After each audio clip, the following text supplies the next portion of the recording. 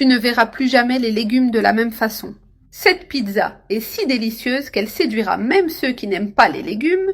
Je vais commencer ici en faisant revenir un oignon qui apportera un arôme irrésistible. En ajoutant un peu d'huile dans ma poêle pour bien le faire dorer, je vais faire revenir très bien cet oignon jusqu'à ce qu'il devienne légèrement translucide.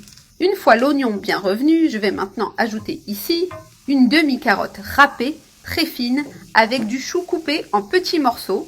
Je vais assaisonner avec une pincée de sel, une cuillère à café d'origan et une cuillère à café de paprika doux qui donneront une plus belle couleur et une saveur spéciale à la garniture. Je mélange tout très bien avec l'oignon pour que les saveurs s'intègrent.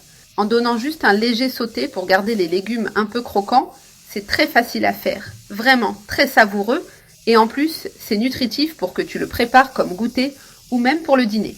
Je mélange encore pour que les condiments se répartissent bien, donc j'éteins le feu et je laisse cette garniture en attente. Maintenant, dans ce bol, je vais ajouter 4 œufs entiers, une cuillère bien pleine de farine de blé, sans levure, juste pour donner un peu de structure, j'ajoute aussi une pincée généreuse de sel. Et je vais tout bien mélanger avec les œufs, en battant avec une fourchette pour faire ici la base de pâte de notre pizza, qui reste super légère car elle ne contient qu'une cuillère de farine. C'est incroyable comme elle réussit bien et fait une pizza à la poêle délicieuse et rapide, pratique et parfaite pour n'importe quel moment de la journée. Que ce soit petit déjeuner, goûter ou un repas léger.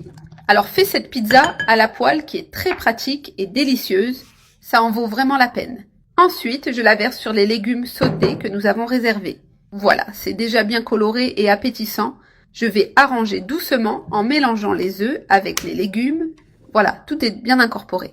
Maintenant, je rallume le feu. Je le laisse à feu doux pour que ça cuise lentement et devienne bien ferme. Maintenant, je viens avec une bonne quantité de fromage mozzarella. J'utilise du râpé car ils font plus vite, mais tu peux aussi utiliser en tranches, c'est tout aussi bon. Après tout, le fromage ne peut pas manquer sur une pizza. Il fait vraiment la différence. Alors j'en ai mis pas mal pour qu'elle reste bien juteuse. J'ajoute aussi quelques tomates cerises coupées en 2. Et tu peux composer ta pizza comme tu préfères. En ajoutant d'autres ingrédients, cette pizza est très savoureuse, nutritive et en plus bien colorée. C'est une option qui plaît à tout le monde et apporte plus de santé à la table. Je vais aussi mettre un peu de persil haché ici. C'est optionnel, mais ça apporte une fraîcheur spéciale et la rend encore plus belle. Et maintenant, je vais couvrir et laisser cuire notre pizza.